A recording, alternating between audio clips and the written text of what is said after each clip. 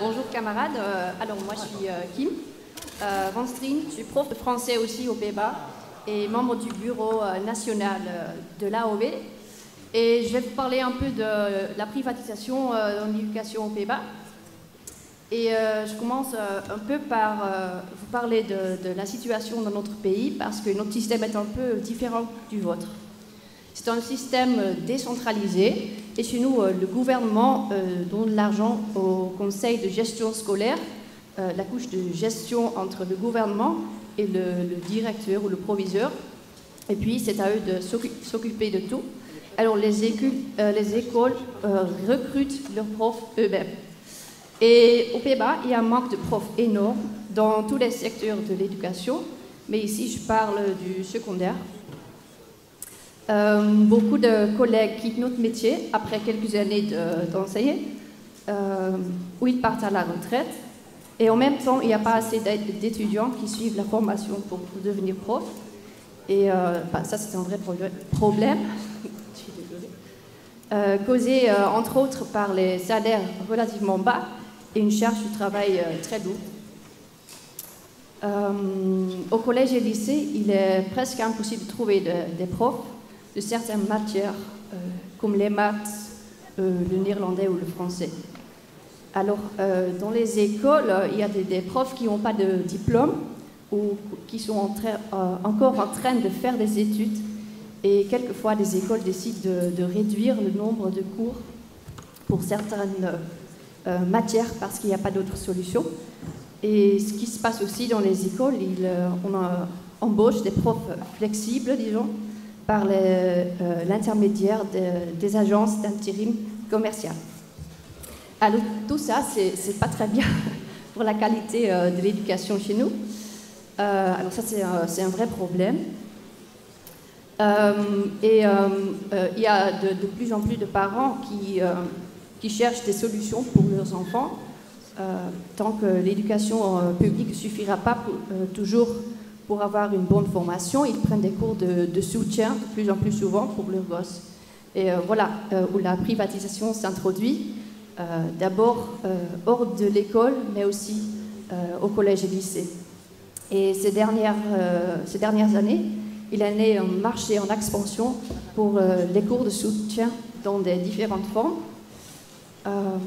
Et les dernières 23 années, les dépenses des parents pour ces cours de soutien ont augmenté de 26 millions jusqu'à 284 millions d'euros par an.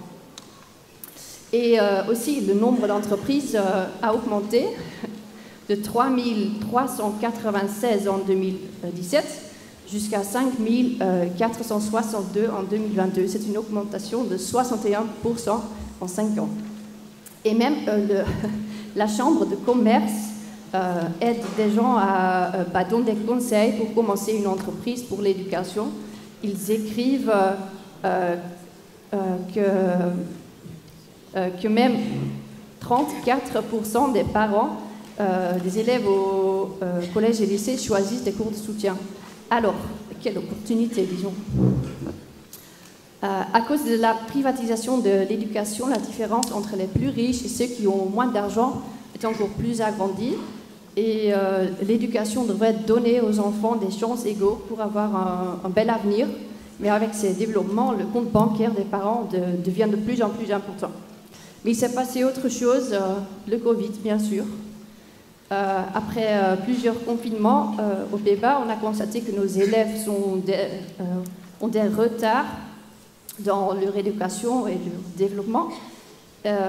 Alors chez nous, le gouvernement a donné 8,5 milliards d'euros, c'est beaucoup, pour résoudre ce problème. Comme ça, c'est une somme immense, mais notre gouvernement a décidé que tout cet argent doit être dépensé dans 2 ans et demi.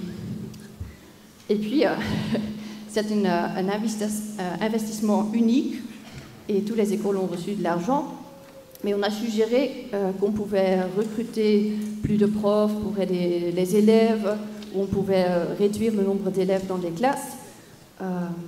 Mais comme je vous ai dit, il y a un manque de profs dans notre pays. Alors, c'est pas si facile de résoudre les problèmes. Alors, à l'AOB, on a fait des enquêtes Et plein de nos membres ont raconté que dans leurs écoles, il y a des entreprises qui donnent des cours de soutien et qui sont engagées pour aider les élèves. Et bien sûr, ces entreprises ne sont pas bon marché. Alors, on estime que de tous ces milliards d'euros, environ 30% est dépensé aux entreprises commerciales. Pour l'AOB, c'est une responsabilité de notre gouvernement d'investir structurellement dans l'éducation afin de résoudre nos problèmes.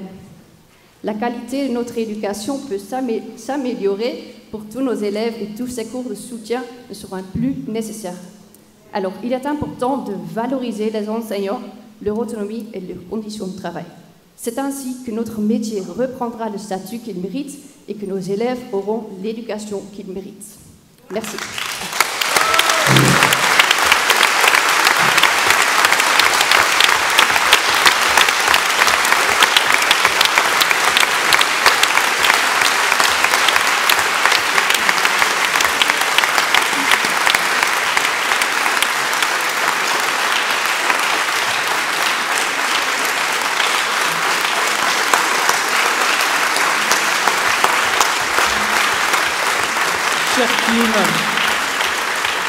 Chère Kim, merci pour ton intervention dans notre congrès et ton intervention en français. Bravo, c'était vraiment remarquable.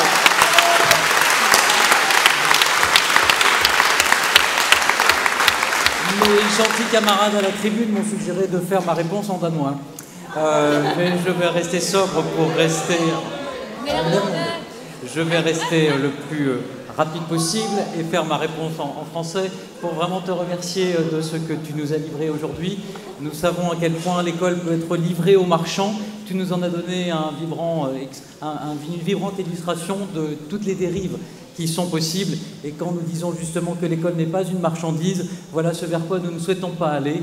Et il y a là des enjeux très forts pour nous, pour faire que nos revendications soient comprises du plus grand nombre de nos collègues, mais aussi de l'ensemble des familles, parce que ce sont bien elles qui sont aussi mises à contribution. Et la question du soutien scolaire que tu as évoqué dans ton intervention montre bien que ce sont les familles qui sont mises à contribution, là où justement nous portons une revendication très forte, c'est que l'argent public doit aller à l'école publique pour faire en sorte que tous les jeunes soient instruits, soient accueillis dans les services publics d'éducation, pour faire que l'école reste gratuite, laïque, républicaine pour ce qui nous concerne. Et c'est bien un enjeu fort, en tout cas, que tu nous as rappelé aujourd'hui, et qui fait vibrer chez nous une corde toute particulière. Nous te remercions encore. L'école n'est pas une marchandise, et nous sommes comme nombreux à le dire, même au niveau international et européen. Merci à toi.